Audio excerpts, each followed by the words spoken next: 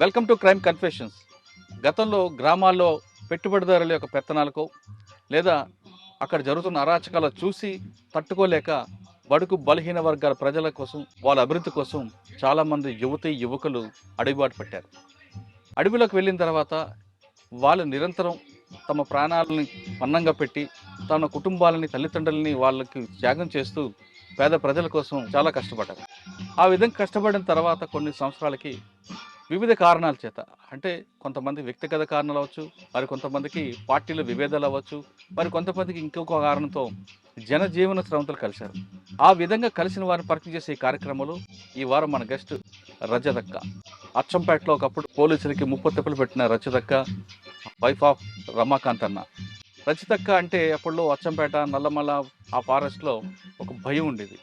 రమాకాంత్ అన్న రజదక్క పేరు చేత పోలీసులకి చుక్కలు చూపించేవారు. పట్ట పగల చుక్కలు చూపించడం అనేది రజదక్కకు ఒక ఫేమస్ అనేది తెలుసు.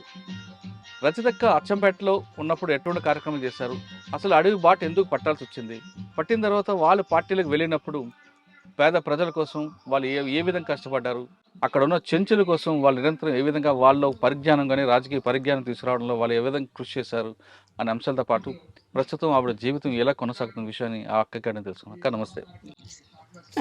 రజదక్క అచ్చంపేట, కొల్లాపూర్ ఆ ప్రాంతంలో ఒకప్పుడు మీ హవా. రజదక్క, రమాకాంత్ అన్న వీళ్ళందరూ పేర్లు చెప్తే చాలు భయపడేవారు. అంటే అప్పుడు పరిస్థితి ఆ విధంగా ఉంది కాబట్టి మీరు వెళ్ళారు. ఒక విధంగా చెప్పాలంటే పార్టీ ఆ విధంగా ముందుకు వెళ్ళబట్టి ప్రభుత్వం కూడా కిందకి దిగి గ్రామాల్లో మౌలిక సదుపాయాలు కల్పించడంతో పాటు మిగతా కార్యక్రమాలు చేపట్టడానికి వచ్చింది. అంటే మనం సామాజిక సమస్యగానో లేదా ఆర్థిక సమస్యగా చూడడం అనేది పక్కన పెడితే అసలు రజదక్క ఎందుకు అడుగుబాటు పట్టింది, రజదక్క కుటుంబ నేపథ్యం ఎలాగుండేది, వెళ్ళిన తర్వాత అన్న ఎలా పరిచయం అయ్యారు, అక్కడ మీరు చేసిన కార్యక్రమాలు ఏ విధంగా ఉన్నాయి, బయటకు వచ్చాక అన్న ఏ విధంగా చనిపోయారు, ఇప్పుడు ప్రస్తుతం మీ జనజీవన సర్వంతి మీ జీవన విధం ఎలా కొనసాగుతుంది? చాలా ఇబ్బందికరంగా ఉంది సార్. బయటికి రావడం అసలుకి రావద్దు నిజంగా. కానీ ఆ టైముల్లో అనివార్య పరిస్థితులల్లో నేను బయటికి రావడానికి కారణం ఏంటంటే హెల్త్ బాగాలేకున్నది, మలేరియా టైఫాయిడ్ వచ్చి నాకు నెత్తికెక్కినది. నేను బయటికి వెళ్ళిపోతున్నా. ఆ రోజు నా దగ్గర వెపన్ గుడక లేకుండే. పోయి ఒక లమ్మడి గుడిసె బయటికి రావడం చెప్పక ముందు మీరు అసలు పార్టీలోకి ఎందుకు వెళ్ళారు, అడుగుబాటు ఎందుకు పట్టారు? అంటే మా ఊరు ఫారెస్ట్ దగ్గర ఉంటుంది.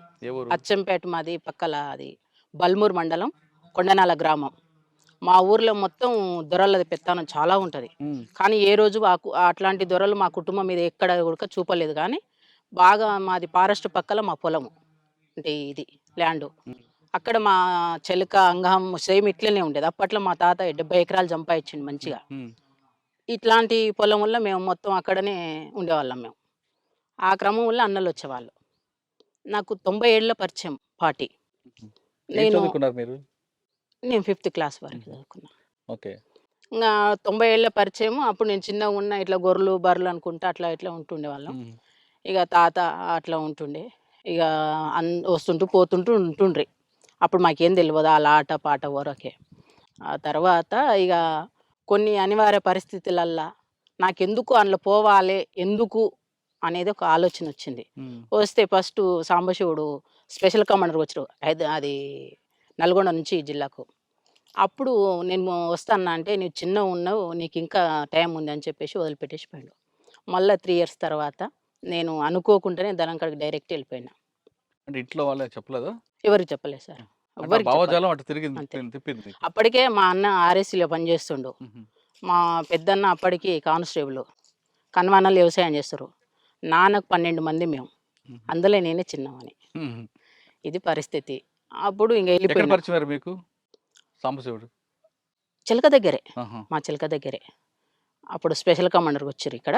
అప్పటి నుంచి చనిపోయిన సుదర్శను, ఇక ఇప్పుడు కొంతమంది ఉన్నారు మనోళ్ళు, బయట ఉన్న వాళ్ళు వచ్చిన్నారు. ఇప్పుడు ఈ రాజన్న కూడా అక్కడ ఉన్న వాళ్ళు. అట్లా జరిగింది. పార్టీలకు వెళ్ళారు, వెళ్ళిపోయాను. పార్టీలకు వెళ్ళిన తర్వాత మీకు ఎవరు బాధ్యత తీసుకున్నారు? అప్పుడు జీవన్ అని మెదక్ డిస్ట్రిక్ట్ నుంచి వచ్చిండు, అప్పర్ ప్లాట్ల కమాండరు. కామ్రేడ్ దగ్గరికి వెళ్ళింటివి. కామ్రేడ్ మంచిగా చూసుకున్నాడు మమ్మ. ఒక 6 మంత్ తర్వాత క్యాంప్ జరిగింది. క్యాంప్కి వెళ్ళినాం. అప్పుడు నల్లమల్లలా రమకాంత్ కమాండర్. అయితే చెంచులకి ఏంది అంటే పొలం ఉంది పెంటలల్లా.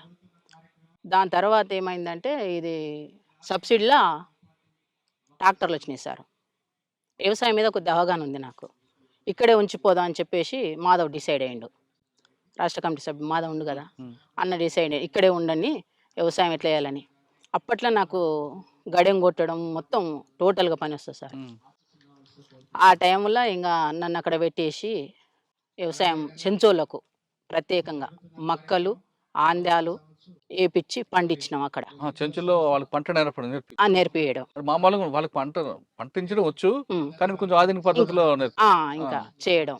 అట్లా చేసి ఒక 1 year ఉన్న అక్కడ కూడా.